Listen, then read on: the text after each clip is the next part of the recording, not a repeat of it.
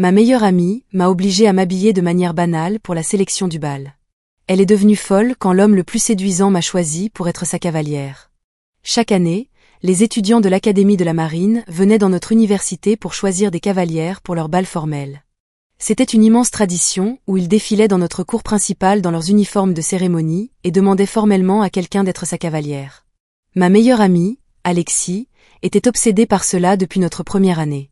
Elle avait passé 3 ans à prévoir ce qu'elle porterait le jour J, comment elle se positionnerait dans la cour, et elle s'était même entraînée à simuler la surprise devant son miroir. Elle était convaincue que plusieurs marines la choisiraient et qu'elle choisirait gracieusement le plus beau d'entre eux. Quand l'année de terminale est enfin arrivée, elle m'a obligée à me réveiller à 5 heures du matin pour la coiffer et la maquiller. Elle portait une robe rouge qu'elle avait achetée spécifiquement pour ce jour-là et qui lui avait coûté $200. Elle m'a obligée à porter mes jeans habituels et un t-shirt simple parce qu'elle disait qu'elle ne voulait pas que nous nous fassions concurrence pour attirer l'attention. Et de toute façon, disait-elle, les marines ne choisissaient jamais des filles comme moi. Elle a même dit que j'étais du genre amie de soutien, pas du genre l'élu, et que je devais me contenter de ce rôle. Nous nous tenions dans la cour avec environ 200 autres filles, et Alexis nous a placés pile au centre pour que tout le monde puisse la voir. Quand les marines sont entrées, tout le monde s'est tu. Ils étaient environ 30, tous dans leurs uniformes de cérémonie. Et à leur tête se trouvait ce gars qui semblait sortir tout droit d'un film. Un M90, une posture parfaite et des yeux verts que l'on pouvait voir de l'autre côté de la cour. Alexis m'a agrippé le bras si fort qu'elle m'a laissé des bleus et a chuchoté qu'il était pour elle. Elle a commencé à prendre la pose et à rejeter ses cheveux en arrière pour s'assurer qu'il la remarque. Il a marché droit vers nous, et Alexis s'est avancé avec son visage de surprise bien répété, mais il est passé juste devant elle et s'est arrêté devant moi. Il a dit qu'il s'appelait Colin et m'a demandé si je lui ferais l'honneur d'être sa cavalière pour le bal de la marine. Alexis a littéralement eu un hoquet de stupeur et a essayé de s'interposer entre nous, en disant « Il doit y avoir une erreur ». Colin l'a poliment contourné et a continué à me regarder, attendant ma réponse. Quand j'ai dit oui, il a souri et m'a tendu une invitation formelle avec ses coordonnées. Alexis est resté figé pendant que d'autres marines choisissaient leur cavalière tout autour de nous. Pas un seul ne s'est approché d'elle. Pour le reste de la journée, Alexis ne m'a pas adressé la parole. Quand nous sommes rentrés à notre appartement, elle a fini par exploser.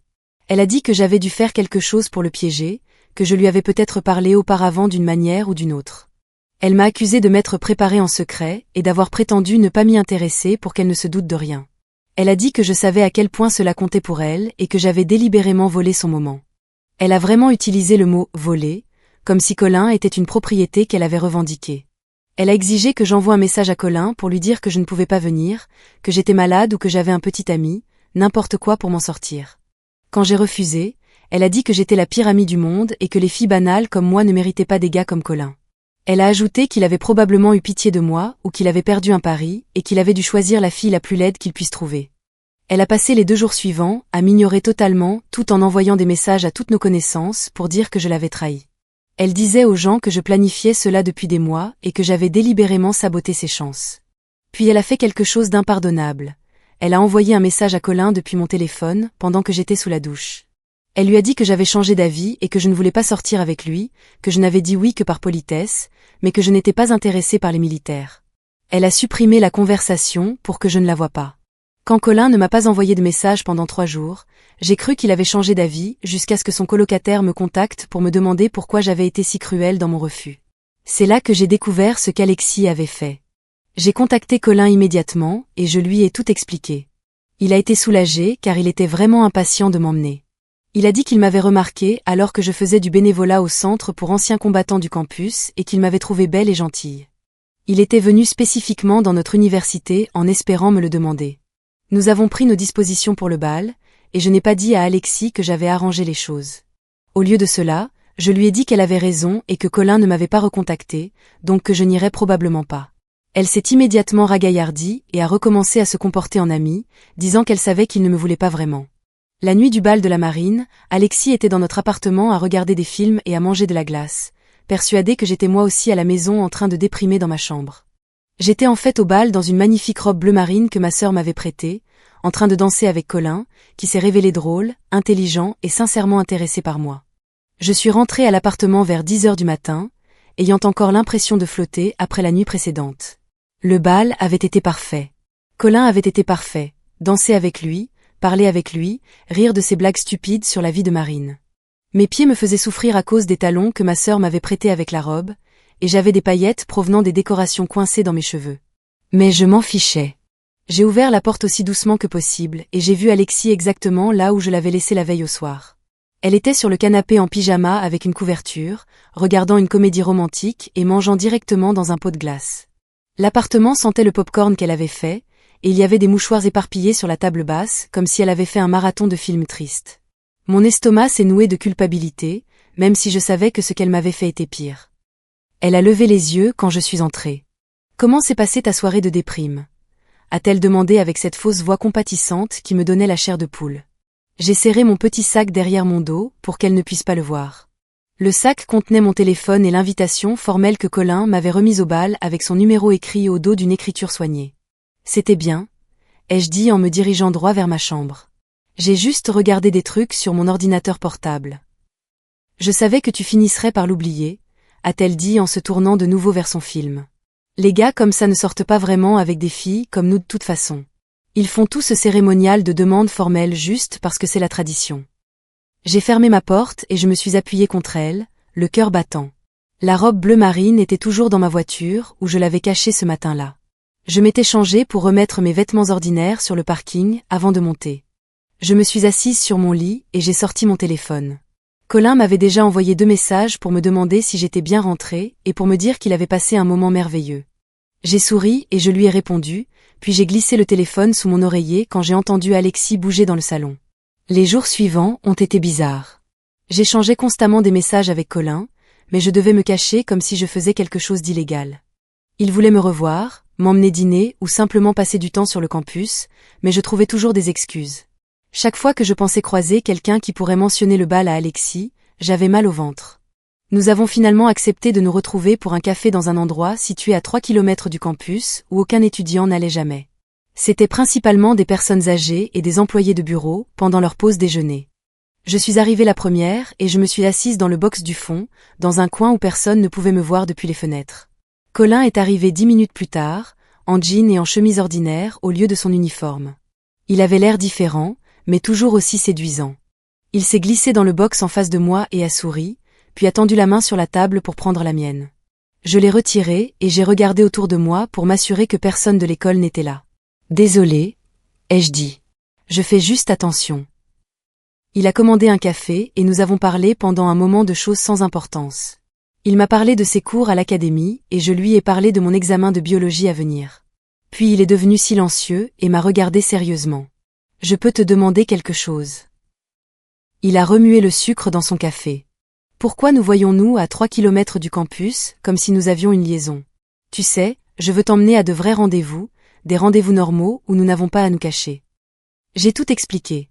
Toute l'histoire d'Alexis me sabotant en envoyant un message depuis mon téléphone, comment j'avais arrangé les choses sans lui dire, comment je l'avais laissé penser qu'il m'avait ignorée pour qu'elle ne pique pas une crise. Je lui ai raconté avoir menti en disant que je n'étais pas allée au bal, et qu'elle pensait toujours que j'avais passé cette nuit-là seule dans ma chambre. Colin a écouté sans m'interrompre, son café refroidissant devant lui.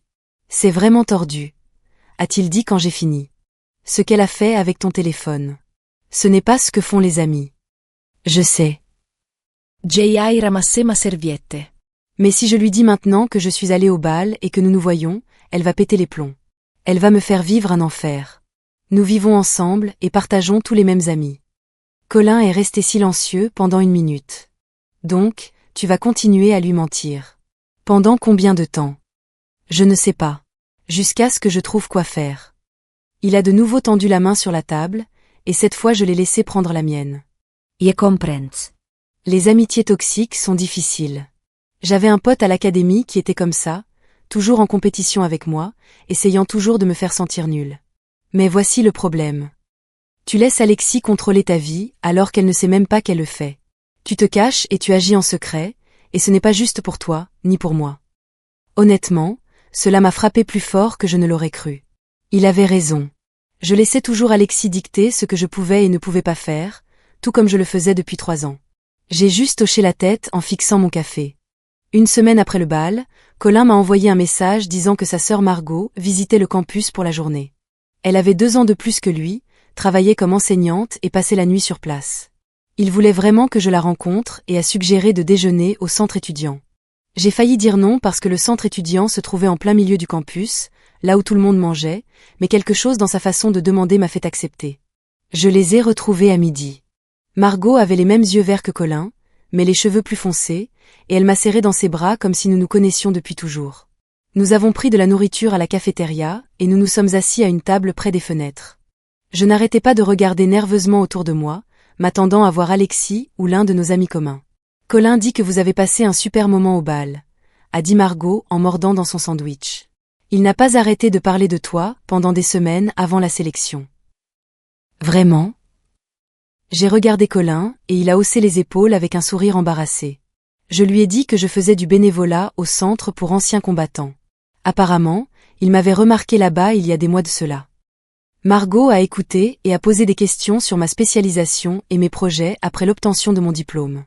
Elle était facile à vivre, le genre de personne qui vous met tout de suite à l'aise. Puis elle a remarqué que je surveillais encore l'entrée. Ça va? Tu as l'air nerveuse. J'ai expliqué la situation avec Alexis, tout, depuis le début jusqu'à maintenant. L'expression de Margot a changé à mesure que je parlais, passant de l'intérêt à l'inquiétude, puis presque à la colère. Laisse-moi bien comprendre, a-t-elle dit quand j'ai eu fini. Cette fille t'a obligé à t'habiller de façon banale pour ne pas lui faire d'ombre. Puis, quand un gars t'a choisi malgré tout, elle t'a saboté et a passé des années à te faire sentir que tu n'étais pas assez bien, et tu protèges encore ses sentiments? Dit comme ça, c'était insensé. Je sais que c'est compliqué. Ce n'est pas compliqué. Margot appose esa forehead. Les vrais amis ne passent pas des années à vous rabaisser. Ils ne vous manipulent pas et ne vous démolissent pas. Et honnêtement, parfois les ordures sortent d'elles-mêmes. Il faut juste laisser tomber. Colin a hoché la tête en signe d'accord. Je suis restée assise là, sentant qu'ils venaient tous deux de dire quelque chose d'évident que je refusais de voir. Nous avons fini de déjeuner et je suis sortie avec eux. C'est alors que je suis tombée sur Dominique, de ma résidence. Il était avec sa petite amie, Sarah, et ils se dirigeaient tous deux vers le centre étudiant au moment où nous en sortions. Salut. Dominica Souri en Mevoyant. Tu étais incroyable au bal l'autre soir. Je ne savais pas que Colin et toi étiez ensemble. Mon estomac s'est noué. Je sentais Colin et Margot me regarder tous les deux, attendant de voir ce que j'allais dire. Sarah a hoché la tête avec enthousiasme et a dit à quel point nous étions mignons en train de danser ensemble. Merci, ai-je réussi à dire. Peux-tu éviter d'en parler à qui que ce soit, s'il te plaît? C'est un peu privé. Dominique a eu l'air confus. Pourquoi ce serait privé? Tout le monde trouvait que vous alliez super bien ensemble. La moitié des gens là-bas en parlaient. J'apprécierais simplement que tu ne l'ébruites pas, s'il te plaît. Il a haussé les épaules. D'accord, bien sûr, comme tu veux. Mais ce n'est pas un secret, les gens postaient des photos et tout. Ils sont entrés dans le centre et je suis restée là, me sentant mal. Colin m'a touché le bras doucement. Ça finira par se savoir, a-t-il dit. Tu le sais, n'est-ce pas? Je le savais. Je n'étais juste pas encore prête. 2 jours latés, j'étais assise à mon cours de biologie, essayant de me concentrer sur la respiration cellulaire, quand mon téléphone a commencé à vibrer dans mon sac. Je l'ai ignoré au début, mais il a continué, vibration après vibration. Je l'ai sorti sous mon bureau et j'ai vu 12 messages d'Alexis. Mes mains ont commencé à trembler en les ouvrant. Le premier disait simplement « C'est quoi ce bordel ?» Le deuxième était une capture d'écran d'une publication Instagram de quelqu'un au bal. C'était une photo de groupe et j'étais visible à l'arrière-plan dans ma robe bleu marine, le bras de Colin autour de ma taille. Nous sourions tous les deux. La photo était identifiée avec nos 2 noms. Les 10 messages suivants devenaient de plus en plus colériques. Elle me demandait pourquoi j'avais menti. Elle me traitait de « serpent ». Elle disait qu'elle ne pouvait pas croire que je l'avais trahi ainsi. Le dernier disait simplement que nous devions parler immédiatement. Je n'ai pas pu me concentrer pour le reste du cours. La voix du professeur est devenue un bruit de fond pendant que je fixais mon téléphone, regardant les messages continuer d'arriver. À la fin du cours, j'avais reçu 20 messages. Je suis rentrée lentement à l'appartement, en prenant le chemin le plus long, sachant ce qui m'attendait. Alexis se tenait dans le salon, les bras croisés, quand j'ai ouvert la porte. Son visage était rouge et ses yeux semblaient sauvages. « Pourquoi m'as-tu menti ?» Elle n'a même pas dit bonjour. « Tu es allé au bal. Tu y es allé avec Colin. Et tu m'as laissé croire que tu étais resté à la maison à t'apitoyer sur ton sort. » J'ai essayé de lui expliquer. Je lui ai raconté avoir découvert qu'elle lui avait envoyé un message depuis mon téléphone, avoir arrangé les choses avec lui, avoir eu peur de sa réaction. Mais elle m'a coupé la parole avant même que j'aie pu prononcer 3 phrases. Tu m'as deliberately humiliated. Tu as agi en douce derrière mon dos, et tu m'as fait passer pour une idiote devant tous ceux qui connaissaient la vraie histoire. Sais-tu combien de personnes ont dû te voir là-bas et m'ont ensuite regardé raconter que Colin ne voulait pas de toi? C'est toi qui lui as envoyé un message depuis mon téléphone. Ma voix s'est élevée. Tu m'as saboté en premier parce que tu m'as volé mon moment. Elle hurlait maintenant. Tu savais à quel point ce bal comptait pour moi. Tu savais que je m'y préparais depuis 3 ans et tu me l'as juste pris. Je n'ai rien pris. Colin m'a choisi. Ce n'est pas quelque chose que l'on peut voler. La dispute a duré 20 minutes. Elle répétait que je complotais contre elle depuis le début, que j'avais dû contacter Colin à l'avance pour tout organiser. Elle m'a traité de serpent et de fausse amie. Elle a dit que je faisais semblant d'être un soutien, tout en lui poignardant le dos. J'ai essayé de rester calme, mais j'ai fini par craquer. C'est toi qui m'as saboté en premier, ai-je répété. Tu as envoyé un message à Colin depuis mon téléphone pour lui dire que je ne voulais pas y aller. Tu as supprimé les messages pour que je ne le sache pas. Et tu sapes ma confiance depuis 3 ans en m'appelant l'ami de soutien, et en agissant comme si je devais être reconnaissante que tu traînes même avec moi. Alexis est devenue complètement silencieuse. Pendant environ 10 secondes, elle s'est contentée de me fixer. Puis son expression est devenue glaciale. Tu te fais des illusions si tu penses que Colin t'apprécie vraiment. Il a probablement eu pitié de la pauvre fille habillée banalement. Ou peut-être que c'était un défi, choisis la fille la plus laide que tu puisses trouver. C'est probablement ce qui s'est passé. Quelque chose en moi s'est brisé, mais pas de la façon habituelle quand elle disait des choses comme ça. Cette fois, au lieu de la douleur, j'ai ressenti de la clarté. Je voyais le schéma si clairement. Des années de petits commentaires destinés à me garder effacée, des années à se positionner comme la jolie, l'élue, tandis que j'étais censée accepter d'être l'amie faire-valoir. J'en ai fini, ai-je dit. J'en ai fini de t'écouter me démolir. J'en ai fini de prétendre que c'est une amitié normale. On ne traite pas les gens auxquels on tient de cette façon. Elle a ri. Tu reviendras en rampant. Tu le fais toujours. Parce que sans moi, tu n'es personne. Je suis allée dans ma chambre et j'ai fermé la porte. Je l'entendais bouger dans le salon, claquer des choses. Puis mon téléphone a recommencé à vibrer. J'ai regardé et j'ai vu qu'elle publiait sur les réseaux sociaux. J'ai ouvert Instagram et c'était là, un long fil détaillé sur la façon dont je l'avais trahie en allant secrètement au bal alors qu'elle avait été si gracieuse quand Colin m'avait choisi. Elle présentait les choses comme si elle avait été totalement solidaire et que j'avais agi en douce sans raison. Elle a soigneusement omis la partie où elle m'avait sabotée, se faisant passer pour la victime de ma cruelle tromperie. Mon téléphone a explosé de messages. Des amis communs demandant ce qui s'était passé, des gens prenant parti. Certains croyaient sa version, d'autres demandaient la mienne. Je me suis assise sur mon lit en regardant les notifications s'accumuler et j'ai réalisé qu'elle me forçait la main. Je pouvais soit me défendre publiquement, soit laisser tout le monde croire que j'étais la méchante dans son histoire soigneusement construite. Je suis restée assise sur mon lit, à fixer mon téléphone jusqu'à 3 heures du matin. Les notifications continuaient d'arriver par vagues, et chaque fois que je pensais qu'elle s'était arrêtée, une autre salve commençait. J'ai ouvert une nouvelle publication et j'ai commencé à écrire. Mes mains tremblaient alors que je cherchais les mots justes pour tout expliquer sans paraître cruelle ou sur la défensive. J'ai supprimé des paragraphes entiers pour les réécrire. Je voulais que les gens comprennent ce qui s'était réellement passé, mais je ne voulais pas détruire Alexis publiquement, même si elle avait essayé de me détruire.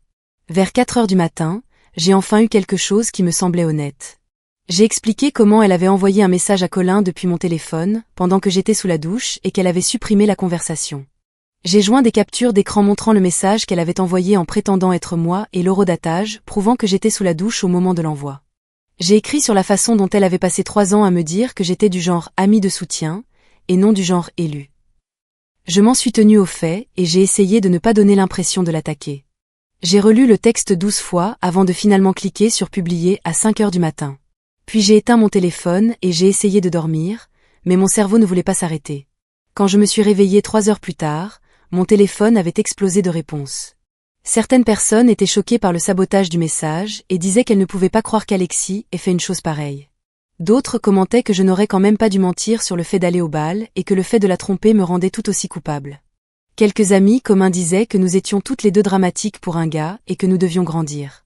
Une fille que je connaissais à peine a écrit un long commentaire disant que toute cette situation était toxique et que nous avions toutes les deux besoin d'une thérapie. Je me sentais mal en lisant tout cela car peu importe ce que je disais, certaines personnes allaient penser que j'étais la méchante. Mon téléphone a sonné vers 14 heures cet après-midi-là, et le nom de Colin est apparu sur l'écran. J'ai failli ne pas répondre parce que j'avais honte que tout ce gâchis soit si public. Il m'a demandé si j'allais bien, et sa voix semblait en colère, mais pas contre moi. Il a dit qu'il avait tout vu sur les réseaux sociaux et qu'il ne pouvait pas croire qu'Alexis m'ait saboté ainsi. Il m'a demandé pourquoi je ne lui avais pas parlé de tout ce qu'elle m'avait dit au fil des ans sur le fait d'être l'ami de soutien. J'ai expliqué que je m'étais tellement habituée à ses commentaires que je ne les percevais même plus comme des dénigrements. Colin est resté silencieux un moment, puis il m'a parlé de son ancien meilleur ami du lycée qui le concurrençait constamment pour tout. Les notes, le sport, les filles, même pour des trucs stupides comme qui pouvait faire le plus de pompes. Il a dit qu'il lui avait fallu 2 ans après l'obtention de son diplôme pour réaliser que les vrais amis ne vous donnent pas l'impression que vous êtes toujours en train de perdre une compétition invisible. Nous avons parlé pendant plus d'1 heure des amitiés toxiques et des raisons pour lesquelles les gens y restent. Il a dit quelque chose qui m'a marqué. Parfois, nous acceptons de la part d'amis un traitement que nous n'accepterions jamais d'un étranger parce que nous confondons l'histoire passée avec la loyauté. Je me suis sentie moins seule après cet appel parce que quelqu'un comprenait enfin pourquoi toute cette situation était si compliquée. Ce soir-là, quelqu'un a frappé à la porte de ma chambre. J'ai ouvert en m'attendant à voir Alexis, mais j'ai trouvé Liliana Gonzalez à la place. Elle vivait dans la chambre à côté de la mienne et nous avions toujours été amicales, mais jamais vraiment proches. Elle m'a demandé si elle pouvait entrer et je me suis écartée pour la laisser passer. Elle s'est assise sur ma chaise de bureau et a dit qu'elle était contente que j'ai enfin tenu tête à Alexis. J'ai dû avoir l'air surprise car elle a ri et a dit qu'elle observait la dynamique entre nous depuis 3 ans. Elle m'a dit qu'Alexis me traitait mal et qu'elle avait voulu dire quelque chose plus tôt, mais qu'elle ne voulait pas causer de drame. Elle a dit qu'elle avait vu comment Alexis se positionnait toujours comme la plus jolie et faisait des commentaires subtils qui maintenaient ma confiance à un niveau bas. Elle m'a proposé d'être témoin si je devais parler au service du logement de la situation de vie hostile. Je l'ai remerciée et je me suis sentie reconnaissante parce que je restais généralement dans mon coin et je n'avais pas réalisé que quelqu'un avait remarqué ce qui se passait. Elle m'a serré dans ses bras avant de partir et a dit « Les vrais amis vous tirent vers le haut au lieu de vous démolir ».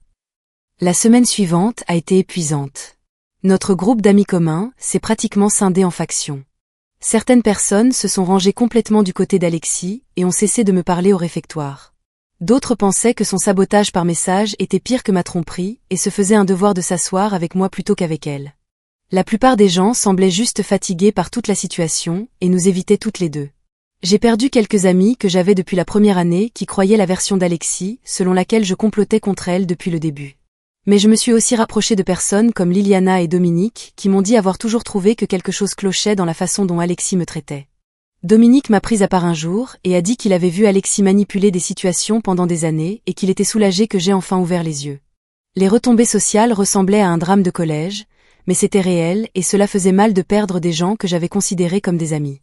La vie dans le même appartement avec Alexis est devenue insupportable.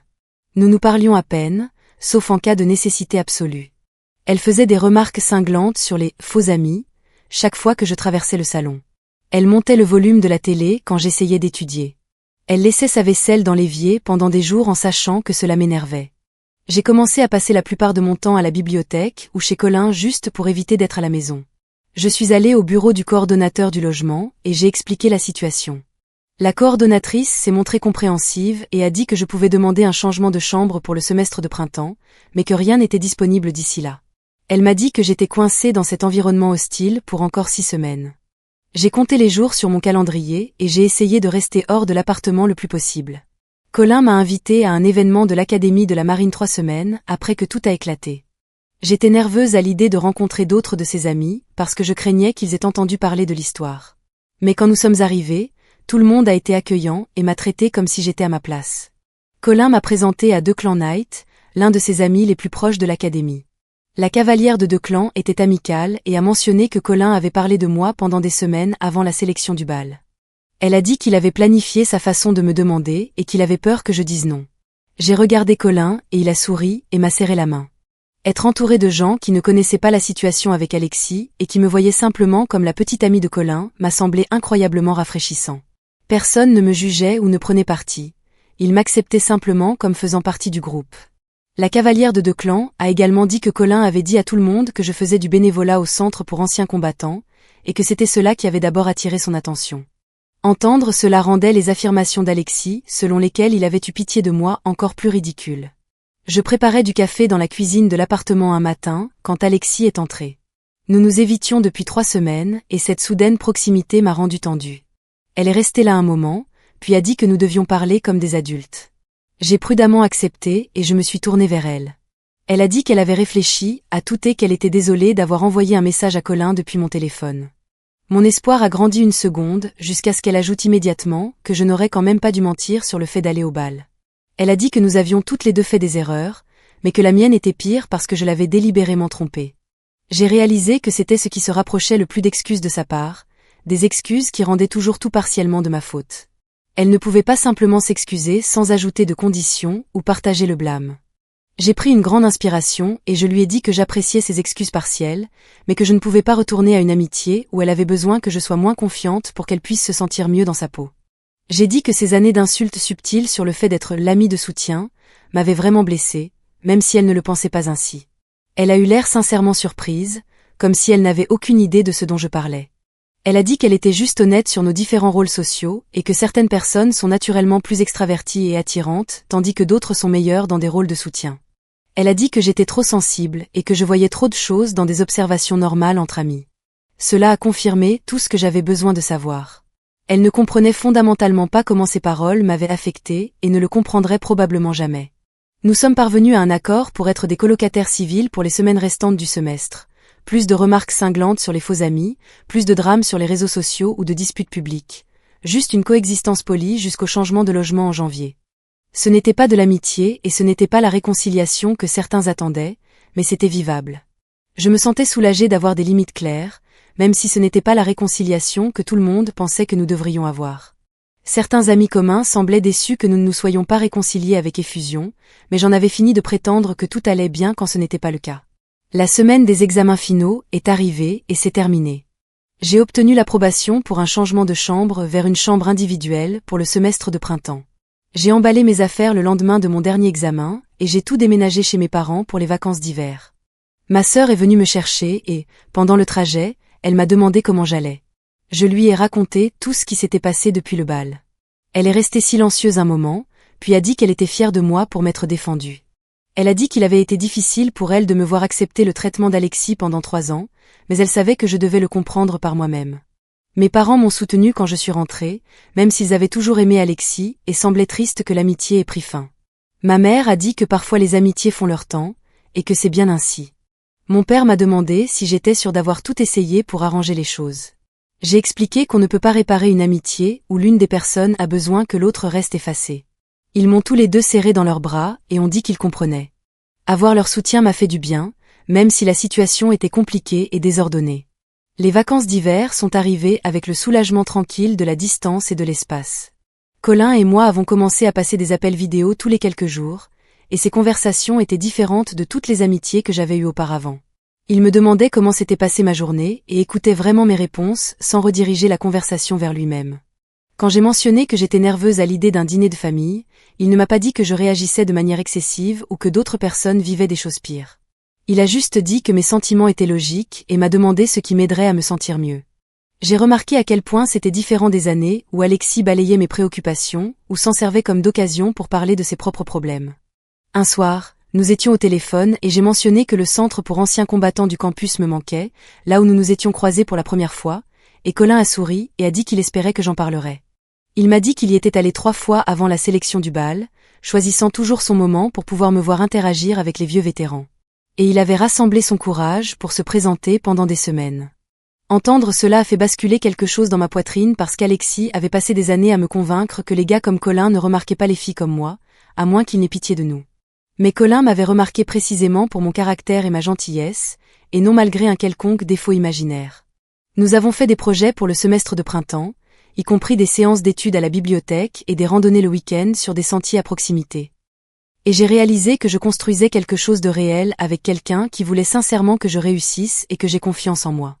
Ma sœur est entrée dans ma chambre un après-midi et m'a surprise en train de sourire à mon téléphone pendant une conversation par message avec Colin. Elle s'est assise sur mon lit et a dit qu'elle était contente que j'ai enfin trouvé quelqu'un qui me traite comme je le mérite. Cette validation de sa part signifiait énormément car elle avait vu l'amitié avec Alexis endommager mon estime de moi pendant 3 ans. Le semestre de printemps a commencé par mon emménagement dans ma chambre individuelle dans un autre bâtiment. Et la liberté de cet espace me semblait incroyable. Je pouvais décorer comme je le voulais, sans me soucier de l'opinion d'Alexis. Je pouvais étudier sans ses remarques cinglantes sur le fait que certaines personnes devaient travailler plus dur que d'autres. Je pouvais simplement exister sans avoir à surveiller constamment si j'étais trop confiante, trop performante ou trop quoi que ce soit. 3 semaines après le début du semestre, j'étais en train de déjeuner au réfectoire quand j'ai vu Alexis à une table à l'autre bout de la salle avec des filles de son cours de communication. Nos regards se sont croisés une fraction de seconde et nous avons toutes les deux hoché poliment la tête avant de détourner les yeux. Pas de confrontation dramatique, pas de larmes ni d'excuses ou de tentatives de ressasser tout ce qui s'était passé. Juste 2 personnes qui partageaient tout autrefois et qui ne partagent plus rien aujourd'hui. Je me suis assise avec Liliana et Declan, qui étaient devenus de vrais amis au cours des derniers mois. Des gens qui célébraient mes succès, au lieu de chercher des moyens de les diminuer. Colin nous a rejoints quelques minutes plus tard et m'a embrassé sur la joue avant de s'asseoir.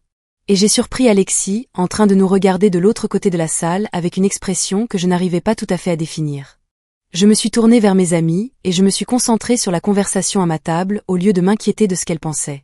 Parfois, je me sentais triste d'avoir perdu ce que je pensais avoir avec Alexis, mais je me sentais surtout soulagée d'être libérée de ce sentiment permanent de ne pas être assez bien.